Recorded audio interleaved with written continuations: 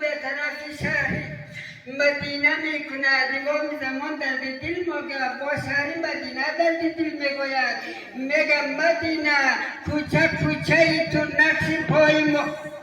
مادرم زهرا پیدایه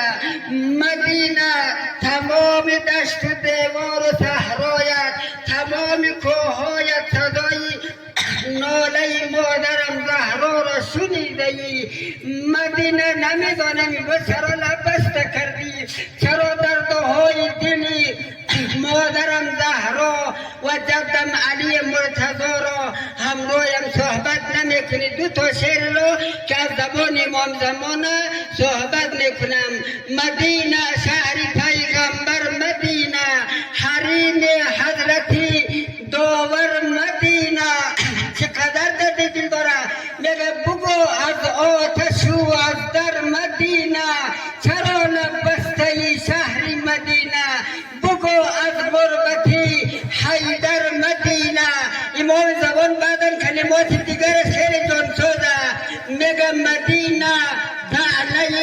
اغیار سخت است میگه طعنه دشمن خیلی سخت است مدینه طعنه اغیار سخت است نظر بر اون در و دیوار سخت است کدام در و دیواری که در اون روز از آتش شعله آتش دود گرفته نظر بر اون در و دیوار سخت است مدینه دوری از یار سخت است چرا نبسته شهر مدینه بگو از غربت حیدر مدینه بگو از غربت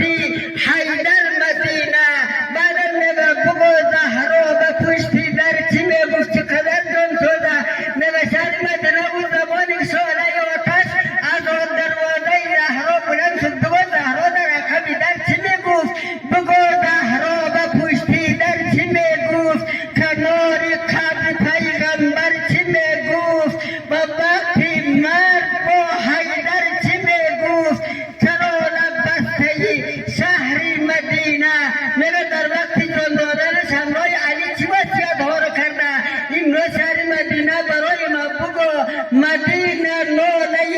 غوا شنیده مدینه ناله زهرا شنیدی میگه ناله زهرا رو شنیدی مدینه به کسی مولا تو دیدی چرا نبسته شهر مدینه بگو از غربت حیدر مدینه میگه کلمات آخری زهرا را کنار حضرت علی میگه زهرا مادرم در ابو لحظه چی میگفت در لحظه اخیر حضرت زهرا با علی وصیت میکنه علی جان من میروم امشب در زیر خاک در فکر زینب هستم هوش داره دختران ما خواب تسلا و دلداری کنی منم در زیر خاک امشب پریشانم از این مطلب چه پریشانی داره منم در زیر خاک امشب پریشانم از این مطلب که به مادر شود زینب علی جانم خدا حافظ میگه زینب امشب مادر نداره زینب به یاد مادر میافتد خود از دختران ما پرستاری کن لا حول ولا